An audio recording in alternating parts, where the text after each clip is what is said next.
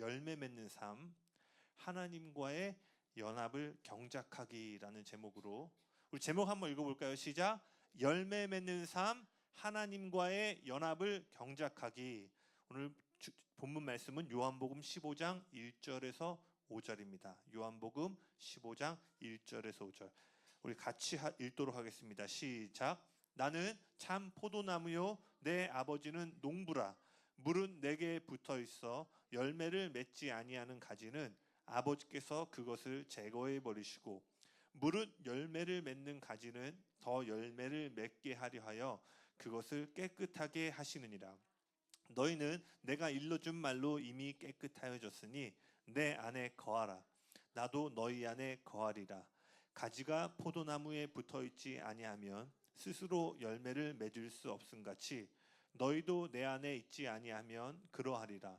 나는 포도나무요 너희는 가지라. 그가 내 안에 내가 그 안에 거하면 사람이 열매를 많이 맺나니 나를 떠나서는 너희가 아무것도 할 수 없습니다. 아멘. 우리의 믿음의 여정에 있어서 그리고 여러분의 신앙에 있어서 아마 이런 질문들을 해보신 적 있을 거예요. 내가 지금 올바로 가고 있는가? 내가 지금 잘하고 있는가? 유민이 할렐루야 예배 잘 드릴 수 있죠? 네, 어디 가는 목회자 자녀들이 자 아빠 보고 예배 잘 드리는 거예요? 엄마가 없어요? 네, 엄마가 온대요. 네, 자 끊고 여기서 편집 좀 자꾸 다시 하겠습니다. 네, 여러분 제가 질문하고 싶어요. 여러분 정말 지금 신앙을 제대로 가고 있습니까? 우리가 믿음의 여정에 있어서 신앙으로 올바른 방향으로 가고 있는지, 지금 내 신앙이 잘 가고 있는지를 어떻게 알 수 있을까요? 교회 매주 나오면 알 수 있는 걸까요? 이 질문에 대한 첫 번째 대답은요, 성공 또는 성취에서 찾을 수 있습니다. 이것은 뭐냐면요, 주님을 위해 우리가 무엇을 이루었는가에 대한 것이에요. 마태복음 7장 22절에서요, 예수님은 한 부류의 사람들에서 말씀하시는데요. 같이 읽겠습니다. 마태복음 7장 22절.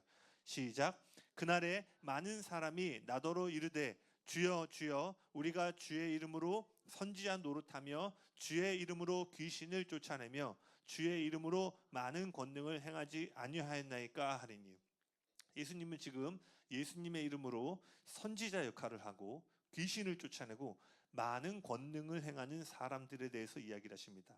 그런데요, 사도행전 19장을 보면은요, 제사장 스게와의 7 아들들에 대한 이야기가 나오는데요, 이 7 아들들이 사도 바울이 예수의 이름으로 귀신을 쫓고 권능을 행하는 것을 보고 자신들도 그러한 능력의 사역을 하고 싶어서 바울을 따라하여서 예수님의 이름으로 귀신 들린 자를 향해 꾸짖는 장면이 나옵니다. 근데 이때요, 귀신이 뭐라고 얘기하냐면 내가 예수도 알고 바울도 알거니와 너희는 도대체 누구냐라고 하면서 그 악신이 들린 사람이 오히려 그 7 제사장의 아들들을 덮쳐서요, 그들이 온몸이 벗겨진 채 벗은 몸으로 도망치게 됩니다. 즉 예수님의 이름은 주문이 아니라는 거예요. 아무나 주문 외우듯이 사용하면 능력이 나타나는 것이 아닙니다. 즉 지금 방금 마태복음 7장에서 예수님의 이름으로 여러 가지 많은 일들을 행했던 사람들은요, 터무니없는 신앙을 갖고 있던 사람들이 아니었다라는 거예요. 이들에 대한 정보가 많이 나오지 않지만 그들이 이름으로 능력을 행했다는 것은 뭐예요? 신실하게 주님을 따르고 있던 부류의 사람들이었음을 말해주고 있다는 거예요. 그러나 마태복음 7장 23절 같이 한번 읽겠습니다. 시작. 그때 내가 그들에게 밝히 말하되 내가 너희를 도무지 알지 못하니 불법을 행하는 자들아 내게서 떠나가라.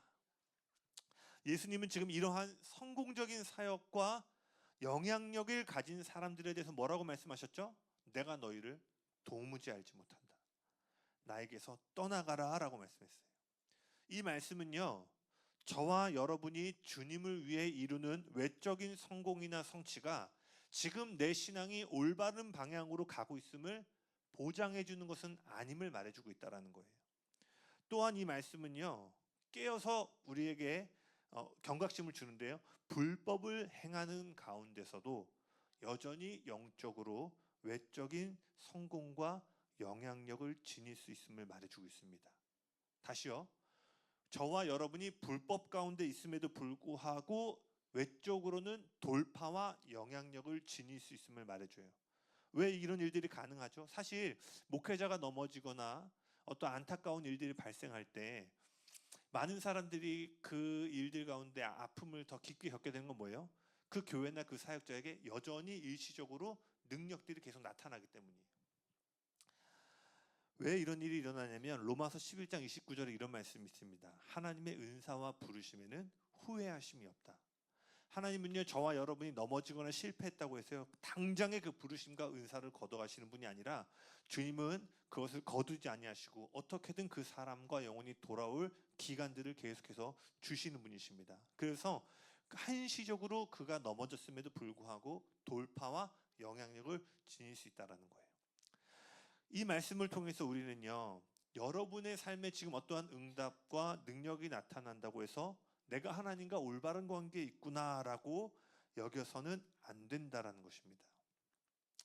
우리가 주님을 위해 이루는 성공과 성취도 물론 중요하지만요, 우리가 올바른 방향으로 나아가고 있는 절대적인 증거로 삼기에는 부족하다는 거예요. 그래서요, 이런 외적인 성공, 측정 가능한 성공을 강조하는 흐름에 반발하는 사람들은요, 우리가 올바른 신앙 가운데 있다, 올바로 가고 있음을 충성됨의 기준으로 봐야 된다라고 생각합니다. 이 관점에서는 이런 거예요. 여러분이 하나님 말씀에 있어서 성실하게 살아가고 경건한 성품을 지니고 있고 맡겨진 일들에 신실하게 행하는 것이에요.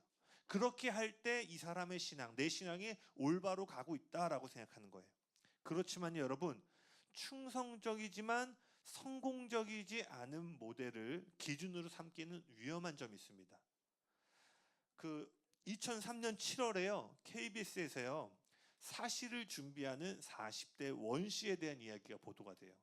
그가 이미 그 영상이 나올 때도요, 이미 6년째 그가 나이가 많이 들었음에도 고시원에 지내면서 사시를 준비하는, 그래서 뭐 어떤 불굴의 의지의 사람처럼 이 사람을 이렇게 다뤘습니다. 그리고 20년이 지나서요 2023년에 다시 이 사람을 취재를 갔는데요, 그는 여전히 고시방에서 고시를 준비하고 있었어요. 무려 27년째 사시를 준비하고 있었어요. 어떤 면에서요, 그는 누구보다 충성된 사람입니다. 왜죠? 자신이 하고 있는 일의 결과를 보기까지 포기하지 않는 신실함과 인내심을 갖고 있기 때문이에요. 그렇다면 질문해 볼게요. 지금 이 사람이 올바른 방향으로 나아가고 있는 것일까요? 여러분, 이렇게 충성됨을, 이런 신앙을 갖고 싶으세요? 23년째 아무런 돌파와 응답이 없지만 그저 묵묵히 최선을 다하는 삶. 이 사람의 충성됨을 우리의 영적인 기준으로 삼을 수 없음을 여러분 다 동의하실 거예요. 그래서 바울은 고린도전서 13장에서 이런 얘기를 합니다.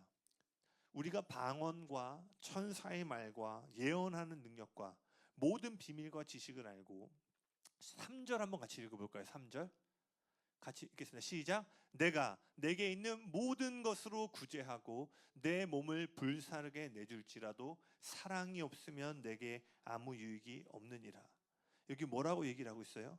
그 모든 것을 내어주는 충성됨이 너에게 있다 할지라도 아무런 영향력과 결과를 맺지 못할 수 있음을 이야기하고 있다는 거예요. 즉 성공적인 또는 자연적인 어떠함이 없는 충성됨을 우리의 신앙의 척도로 삼기에는 부족하다라는 거예요. 그리고 이러한 일은요, 저와 여러분에게도 일어날 수 있다라는 거예요. 여러분은요, 교회에 빠지지 않고 출석할 수 있습니다.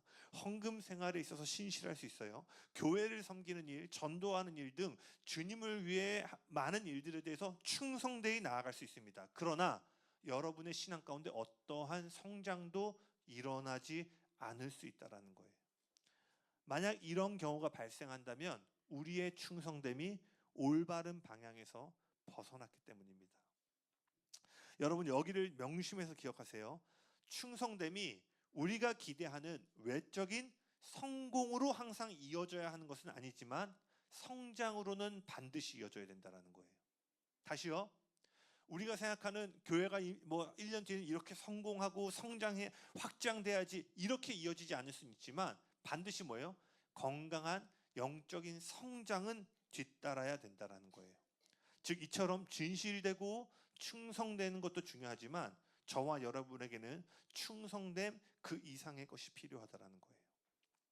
그리고 성경은 성공이나 충성됨보다 더 올바른 한 가지 기준을 제시하고 있는데 그것이 바로 열매 맺음입니다. 예수님은 외적인 성공이나 영향력 또는 여러분의 충성됨이 아니라 마태복음 7장 15절의 말씀처럼 열매로 그들을 알리라. 바울이요 고린도전서 3장에서요 그 목양, 신앙과 사역을 정원의 식물을 가꾸는 원예에 빗대어 표현합니다. 고린도전서 3장 6절에서 9절 저희 한번 같이 읽겠습니다. 시작. 나는 심었고 아볼로는 물을 주었을 때 그런즉 심는 이나 물 주는 이는 아무것도 아니로되 오직 자라게 하시는 이는 하나님뿐이니라. 다음요. 심는 이와 물 주는 이는 한 가지이나 각각 자기가 일한 대로 자기의 상을 받으리라. 우리는 하나님의 동역자들이요 너희는 하나님의 밭이요 하나님의 아멘. 여기서 바울은 그리스도인들이 하나님의 밭이고 어떤 사람은 씨를 뿌리고 어떤 사람은 물을 주고 어떤 이는 열매를 거둔다라고 이야기했습니다. 여러분 이 정원의 식물을 가꾸는 원예의 비유는요 성공과 충성이 우리의 신앙을 평가하는 최선의 기준이 아님을 잘 보여주고 있습니다. 여러분 정원의 식물이 잘 자라고 열매를 맺으려면 두 가지 요소가 필요합니다. 첫 번째는 뭐예요? 정원사의 역할이에요. 정원사는요 식물을 다루는 이 식물이 죽지 않고 계속해서 자라날 수 있도록 어떻게 해야 돼요? 충성되이 가꿔야 돼요. 그러나 이 충성됨만으로는 부족합니다. 저에게 꽃을 맡기면 아마 몇 날이 못 돼요. 죽을 수도 있어요. 물을 너무 많이 먹고 죽거나 뭐 햇빛, 뭐 조도나 이런 거 잘 모르니까. 원예사는 뭐예요? 이것이 죽지 않고 계속 자라날 수 있는 충성됨과 더불어 탁월한 기술을 함께 지녀야 된다는 거예요. 두 번째 요소는요. 상황적인 요소로 원예사의 손을 뛰어넘는 요인들입니다. 아까 바울이 말한 흙의 상태, 기후 조건과 같은 것들이에요. 토양은 뭘 의미하죠? 듣는 이들의 마음 상태를 의미합니다. 여러분이 아무리 충성되고 아무리 기술력을 갖고 있다 할지라도요. 그 밭에 떨어진 씨의 비유 아시죠? 굳어진 길거리에 떨어진 씨앗, 좋은 땅에 떨어진 씨앗, 가시덤불 가운데 떨어진 씨앗. 그 마음밭이 어떤가에 의해서 아무리 좋은 씨앗일지라도 마음밭에 의해서 열매 맺는 것이 다를 수 있음을 우리는 알고 있습니다. 즉 누군가의 마음의 상태는 원예사의 손을 뛰어넘는 영역이죠. 또 한 가지는 뭐예요? 기후 상태예요. 햇빛과 비는 모두 하늘에 속한 영역입니다. 즉 기후는 성령 하나님의 주권적인 영역을 의미합니다. 즉 열매를 맺기 위해서는요. 원예사의 역할과 책임뿐만 아니라 하나님의 역할과 책임이 함께 동역되어야 한다는 거예요. 원예사의 뛰어난 기술과 충성됨이 씨가 잘 성장하도록 돕지만 결국 열매의 양과 크기는 하나님이 통제권을 갖고 계시는 토양과 기후 조건에 달려 있다는 것입니다. 그래서 바울이 뭐라고 얘기하냐면 자신과 아볼로가 씨를 심고 물을 주었지만 결국 자라나게 하시는 이는 하나님이시다라고 얘기를 해요. 여러분 왜 이것이 중요하냐면요. 많은 경우에 우리는요 결과 중심적인 사회를 살고 있잖아요. 그러다 보니까 우리도 모르게 신앙에서도요 아까 말한 계속해서 측정 가능한 성공을 낳아야지만 내가 하나님 앞에 올바로 서 있다라고 생각하는 오류에 빠지는 경향이 강하기 때문이에요. 사역자에게 적용해 본다면 어떨까요? 내 목회가 잘 가고 있는가, 잘 성공하고 있는가, 교인 수로 측정할 수 있는 거예요. 헌금 수로 측정할 수 있는 거예요. 왜? 그게 계량이 제일 빨리 된단 말이에요. 그러니까 제가 언젠가 그런 거 느낀 적 있어요. 제가 조이풀에 있을 때는 큰 교회 있었잖아요. 그럼 어디 가면 와 조이풀 사역자야 뭐 막 이렇게. 근데 어느 날 제가 그 개척 이제 그 연합 모임에 좀 더 젊은 사람들 모임에 갔는데 제가 그때 느꼈어요. 아무도 나에게 관심을 갖지 않고 있구나. 가니까 나쁜 의미가 아니라 그 안에서도 돌파하고 성장하는 교회 사람들이 몰려서 궁금한 거예요. 이제 막 개척해서 가정 예배 드린 저한테는 와 말 별로 안 걸더라고요. 제가 뭐 수영하러 갔는데도 나 혼자 계속 앉아 있고, 네. 그래서 제가 그때 느꼈습니다. 아, 당연하겠죠. 그 미팅 가운데 조금 더 돌파하고 성장하는 목회자들과 교제하고 그들의 마음을. 뭐 저야 뭐 아주 정체성이 건강하니까 전혀 흔들리지 않았지만 이런 것들이 저도 모르게 성공을 측정의 기준 삼으면 어떻게 돼요?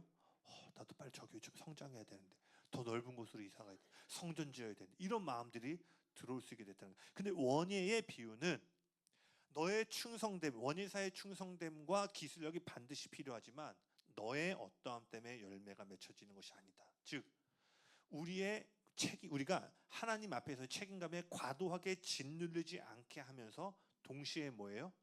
우리의 책임을 약화시키지 않으므로 하나님 앞에 계속해서 그 책임을 갖는 마음들을 유지하도록 만들어 준다는 것입니다.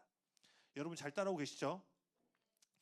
신앙생활 하다 보면은요, 어떤 경우에 많은 사람들이 하나님 앞에 올바로 살고 있지 못하라는 어떠함 때문에 짓눌리고 그 무게 가운데 어려워하는 것들을 보게 됩니다.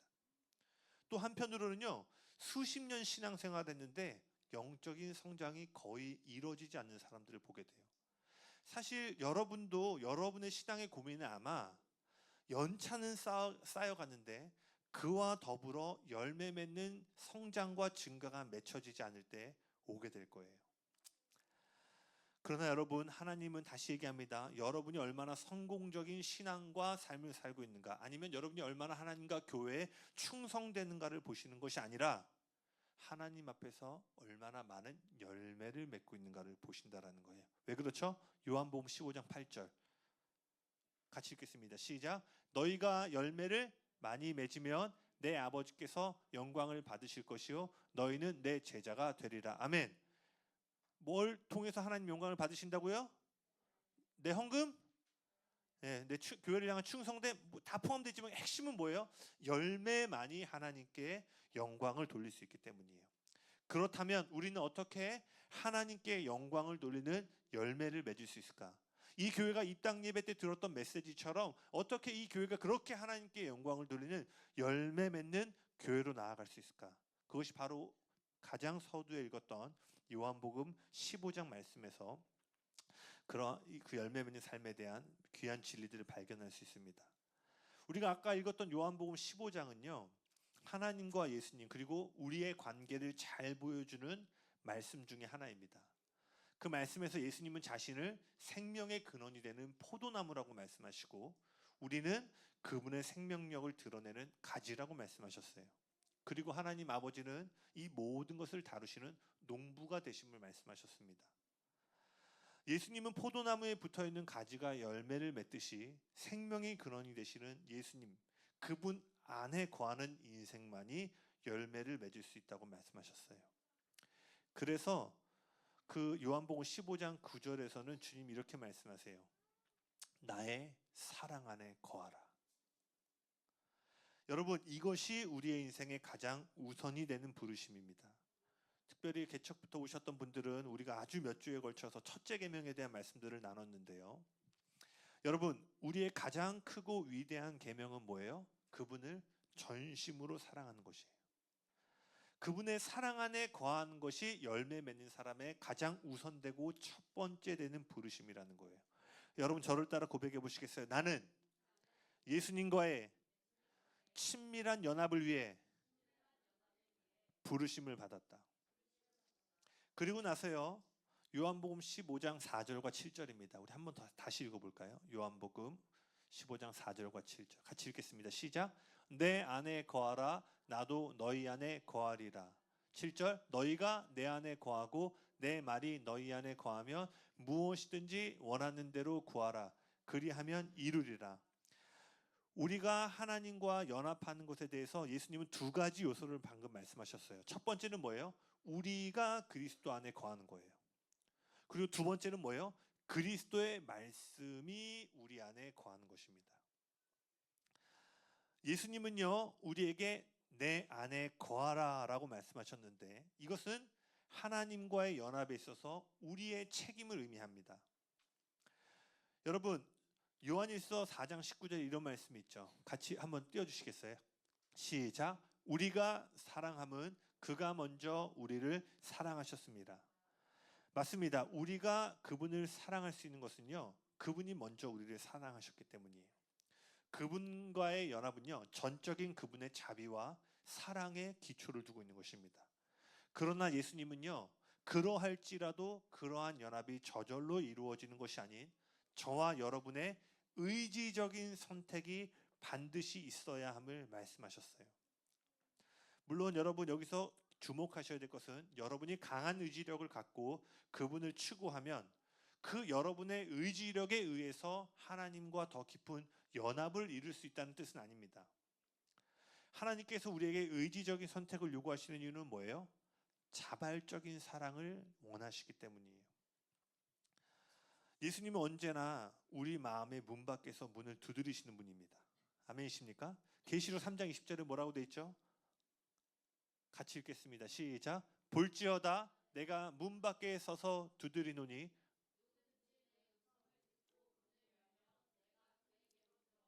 그와 더불어 먹고 그는 나와 더불어 먹으리라.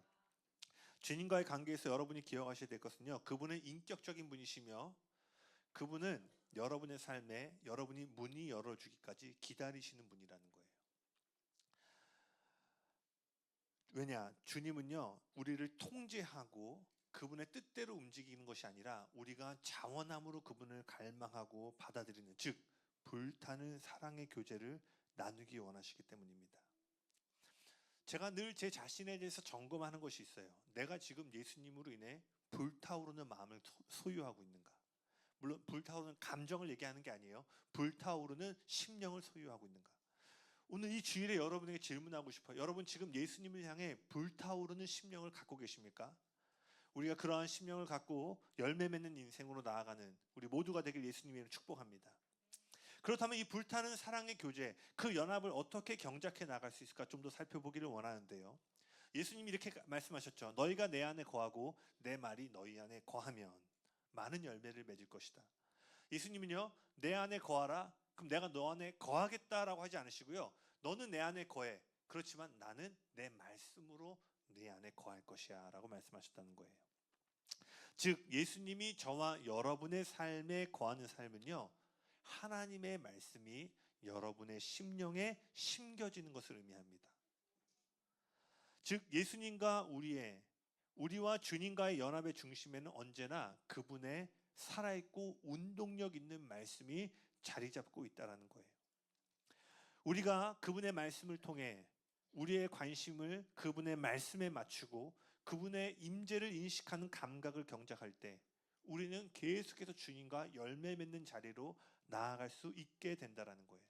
그리고 그분과의 연합을 경작하는데 그분의 말씀이 중요한 몇 가지 이유들이 있습니다. 아주 많지만 저는 오늘 4가지를 말하고 싶은데요. 첫 번째, 왜 연합을 경작하는데 그분의 말씀이 중요한가? 동그라미 1번 읽어볼까요? 시작. 우리는 말씀을 통해 그분을 볼 수 있다. 사무엘상 3장 21절 읽겠습니다. 시작. 여호와께서 실로에서 다시 나타나시되 여호와께서 실로에서 여호와의 말씀으로 사무엘에게 자기를 나타내시니라. 하나님은 말씀하셨는데 사무엘은 보았습니다. 성경적으로 우리가 하나님, 물론 오픈 비전이라는 게 있어요. 열린 현상이라고 해서 정말 눈에 보이듯이 하나님을 보는 일들 가능합니다. 우리가 특별히 복음 전파가 매우 어려운 중동 지역, 위도경도 10도 40도 창에 해당하는 미전도 종족에서는요 이런 일들이 일어나죠. 저도 중동에 가면 어떻게 예수님 믿었어요 하면 다 기적적으로 믿었어요. 3명이 손을 얹고 기도했는데 내 등에 4명이 손을 얹었다. 그 터키에 있던 마피아가 막 자동차 밑에 폭탄 넣어서 막 사람 죽이고 돈 받아둔 사람이었는데 그 사람이 어떻게 예수님 믿었어요? 예수님이 내 등에 손을 얹고 기도해 주셨다. 그리고 아마 막 꿈에서 예수님이 나타나고 이런 간증들을 많이 들어보셨을 거예요.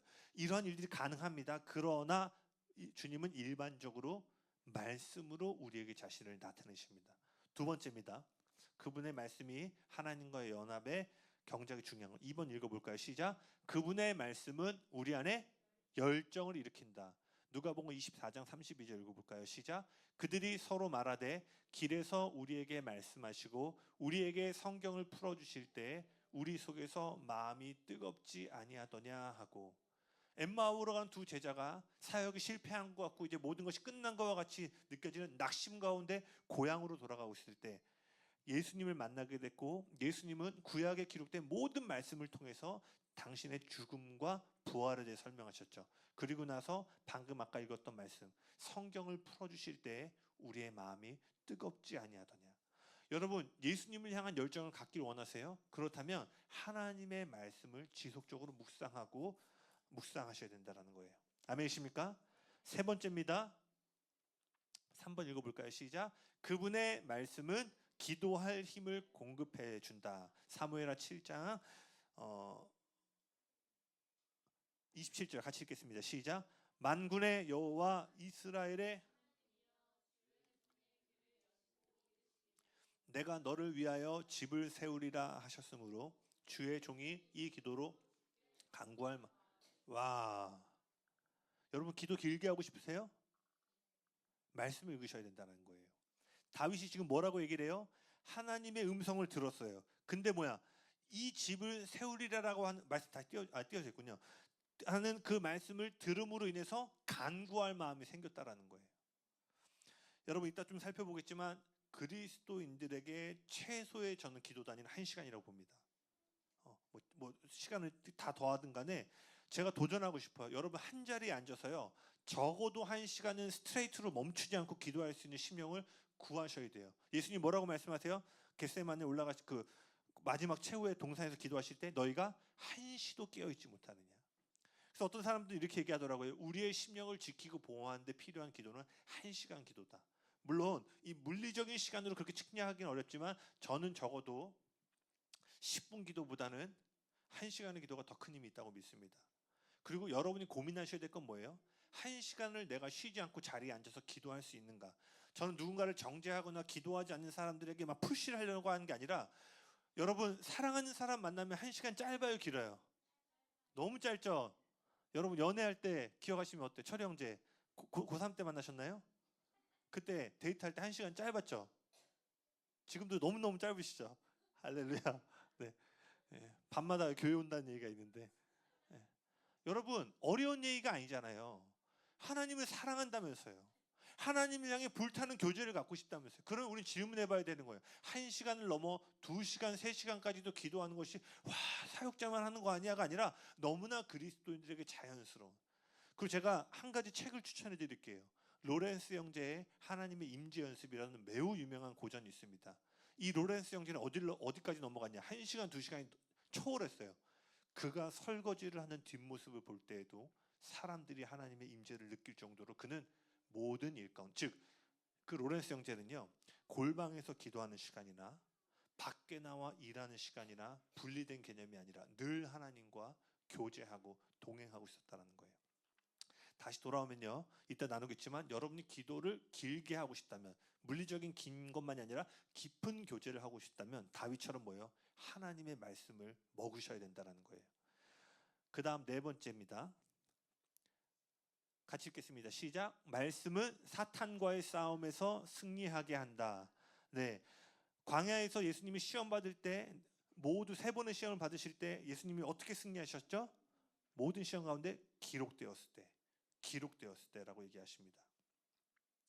그리고 말씀은요 제가 하나 빼먹었네요. 네 번째가 사탄과의 싸움에서 승리하게 하고요. 5번째 말씀은 죄와의 싸움에서 승리하게 한다. 시편 119편 9절 이건 없으면 찾아보실래요? 시편 119편 9절 그리고 11절. 시편 119편 9절 그리고 11절입니다.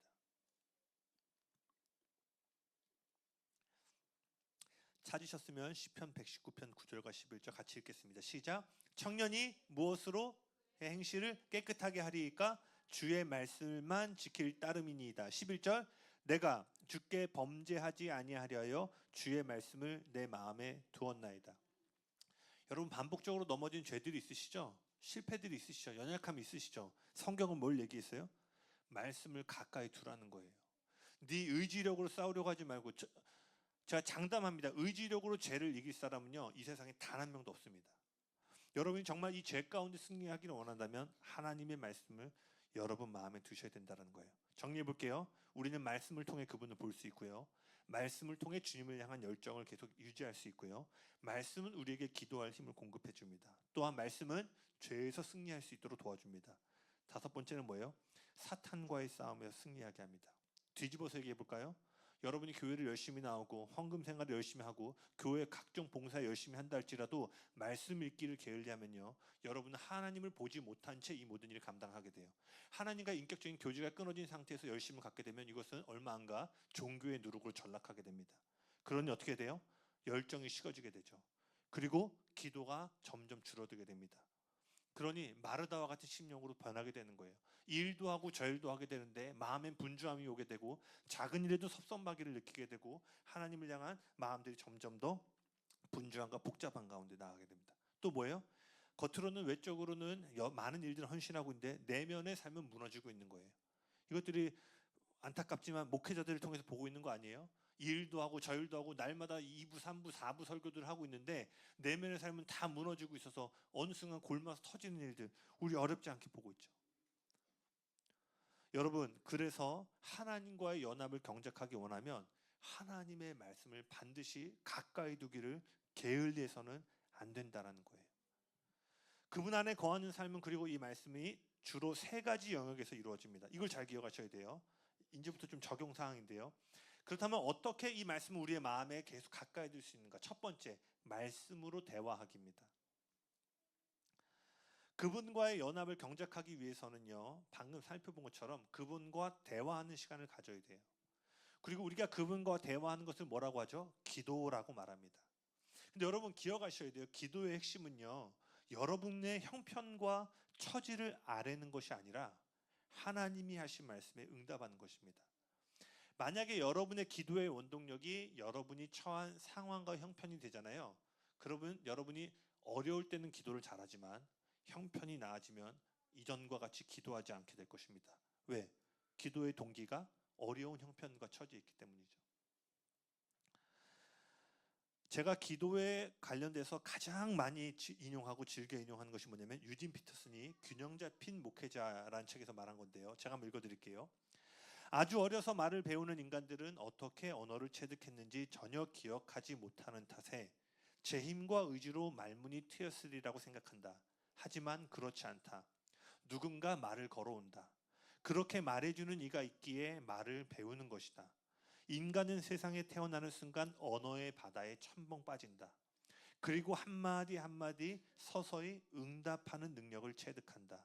엄마, 아빠, 병, 이불, 싫어, 좋아, 이들 가운데 어느 것도 첫 번째 단어가 아니다.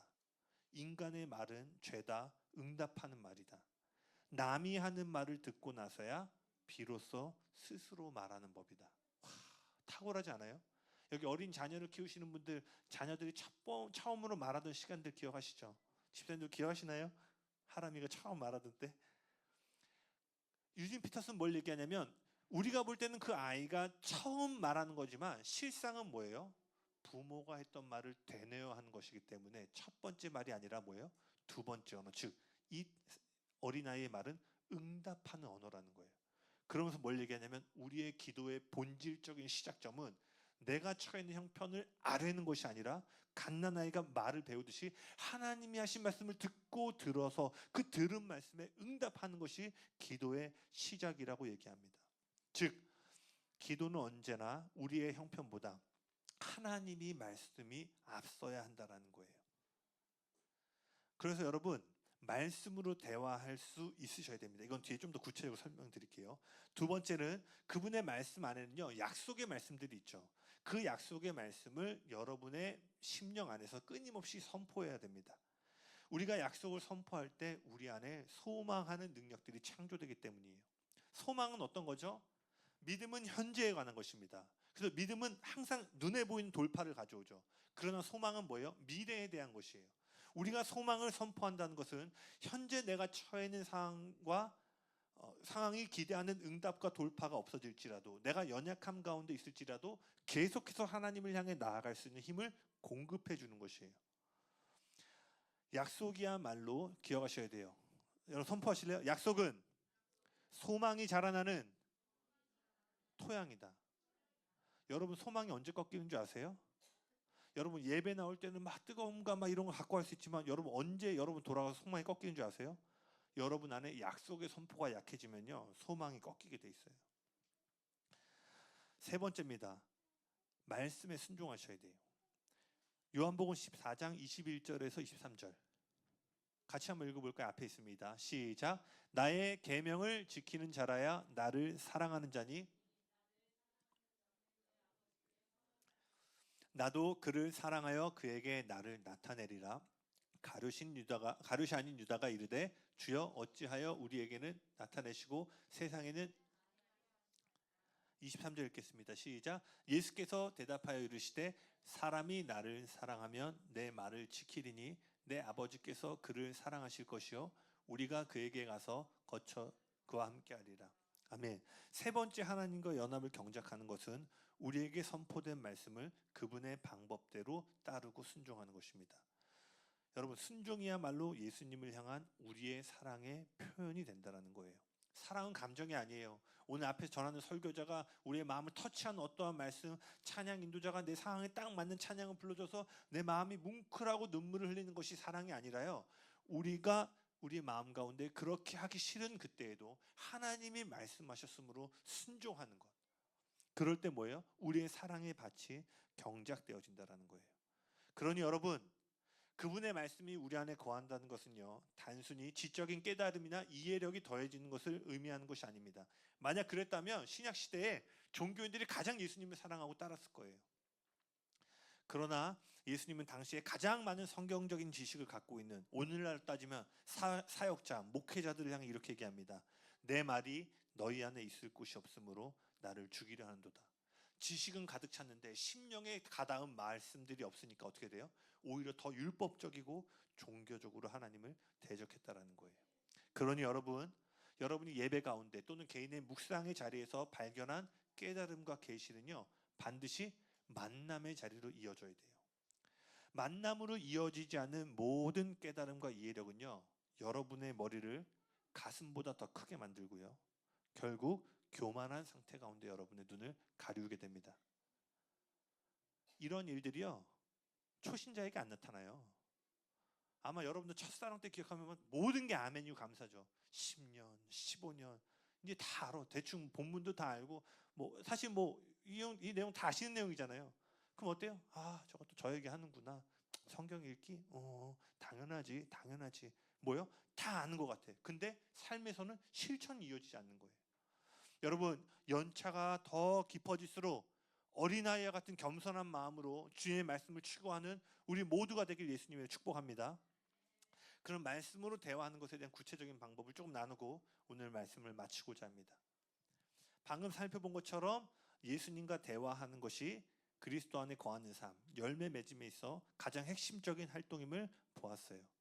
그리고 그 대화의 가장 중요한 자원은 우리의 어떠함이 아니라 뭐예요? 하나님의 말씀에 있음을 살펴보았습니다. 그렇다면 여러분, 기도를요, 길게 하기 위해서, 그분과 깊은 교제를 갖기 위해서는요, 두 가지 방법으로 하나님의 말씀으로 대화할 수 있습니다. 첫 번째는 뭐냐면요, 그분이 말씀들 중에 믿음의 초점을 맞춘 구절들이 있어요. 이것은 하나님의 성품과 그분의 약속들의 초점을 맞춘 성경 구절들입니다. 그래서 이런 구절들은 하나님이 어떠한 분이신지, 그분이 우리를 얼마나 사랑하시는지, 우리를 향한 그분의 공급과 보호하심이 얼마나 강력한지를 선포하는 구절들이에요. 다시요, 성경 구절들은 크게 두 카테고리로 나눌 수 있어요. 첫 번째는 뭐예요? 믿음을 요구하는 구절들이에요. 이 믿음을 요구하는 구절들에서는요, 우리가 할 수 있는 것이 없어요. 그저 믿는 것밖에 없습니다. 마치 이런 거죠. 하나님은 사랑이심이라. 여기서 여러분 뭘 할 수 있죠? 뭘 더 해드릴 수 있어요? 그렇구나, 하나님은 사랑이시구나, 믿음은 거예요. 내가 너를 반드시 세상 끝날까지 함께 할 것이다. 여기서 여러분이 더 할 수 있는 것은 아무것도 없어요. 그죠? 하나님이 나와 함께 하시는구나, 이 약속을 믿는 거예요. 그러니 이러한 믿어야 하는 구절들은요, 우리의 심령을 감사의 자리로 이끕니다. 예를 들어서 로마서 5장 8절 이런 거예요. 우리가 아직 죄인 되었을 때 그가 자기의 아들을 희생하심으로 우리를 향한 자기의 사랑을 확증하셨다. 제가 좋아하는 구절인데요, 여기서 우리가 할 수 있는 건 아무것도 없죠. 우리는 그저 뭐예요? 주님이, 내가 주님을 기쁘시게 할 만한 어떠한 것도 없을 때에도 나를 사랑하셨구나, 그분의 사랑은 나의 행위에 의존하는 것이 아니라 그분의 전적인 사랑이구나를 발견하게 되죠. 그럼 어떻게 돼요? 감사하게 되죠. 그러면 이 구절 로마서 5장 8절로 기도한다면 어떻게 돼요? 주님, 제가 주님을 기쁘시게 할 만한 것이 하나도 없는 그때 저를 위해 죽으심으로 저를 향한 당신의 사랑을 확증해 주셔서 감사합니다. 저를 용서해 주심에 감사드립니다. 이렇게 이 구절이 감사의 기도를 열기 시작한다는 거예요. 또 우리가 믿어야 하는 구절들은요, 더 많은 것을 계시 또는 부어달라고 하는 기도로 이끌게 됩니다. 예를 들어서요, 야고보서 1장 5절 말씀 한번 보시겠어요? 야고보서 1장 5절. 야고보서 5장 1절. 1장 5절. 제가 항상 기도할 때 하는 말씀인데 같이 읽어볼까요? 시작. 너희 중에 누구든지 지혜가 부족하거든 모든 사람에게 후히 주시고 꾸짖지 아니하시는 하나님께 구하라. 그리하면 주시리라. 네, 이 말씀은 우리가 붙잡고 어떻게 대화할 수 있어요? 주님, 저에게 지혜가 필요합니다. 꾸짖지 아니하시고 모든 사람에게 후히 주신 하나님, 당신의 선하심을 의지하여 기도합니다. 모든 이에게 지혜를 주기 원하시기를 원하는 하나님, 지금 저에게 제 인생에 필요한 지혜를 더하여 주십시오. 이렇게 믿음을 요구하는 구절들은 우리의 심령에 감사를 일으키고요, 더 많은 계시를 향한 갈급함과 갈증들을 일으키게 된다라는 거예요. 그리고 또 하나의 카테고리는 우리에게 순종에 초점을 맞춘 성경 구절들이 있습니다. 이는 하나님을 위한 희생, 다른 이들을 향한 헌신과 희생들을 요구하는 명령들이에요. 이것은 선택이 아니라 마땅히 지켜야 하는 것들입니다. 그래서 이러한 말씀에 대한 우리의 반응은 뭐예요? 그저 순종하는 것이에요. 땅끝까지 이르러 아버지와 아들과 성령의 이름으로 세례를 베풀고 제자를 삼으라. 이 말씀은 그저 실천해야 되는 것이죠. 그렇다면 이 마태복음 28장에 그 대위임 명령으로 우리가 기도하면 이렇게 할 수 있는 거예요. 주님, 모든 민족의 제자 삼는 일에 제 자신을 내어드립니다. 예수님이 가르치신 모든 것을 전하기 위해 내 삶을 드립니다. 내 삶을 받아 주시옵소서. 즉 순종을 요구하는 구절들 앞에서는요, 우리 자신을 하나님께 내어드리는 기도를 이어가게 돼요. 그리고 특별히 이 순종을 요구하는 구절들은 또 어떠한 기도들을 일으키냐면요, 특정한 진리에 순종할 수 있도록 그 힘을 공급해달라는 간구로 이어질 수 있습니다. 예를 들어서 마태복음 5장 44절 한번 보실래요? 마태복음 5장 44절. 예배팀 나와주시겠어요? 마태복음 5장 44절입니다. 마태복음 5장 44절 같이 읽겠습니다. 시작. 나는 너희에게 이르노니 너희 원수를 사랑하며 너희를 박해하는 자를 위하여 기도하라. 선택이 없어요. 명령입니다. 여러분 반드시 원수 사랑하셔야 돼요. 그런데 원수 사랑 안 됩니다. 어려우시죠? 그러니 이 구절을 마주하게 되면 우리는 어떤 기도를 하게 돼요? 주님, 저는 누구를 사랑할 수 있는 힘이 없습니다. 제 안에 여전히 그 사람을 미워하는 마음들이 있습니다.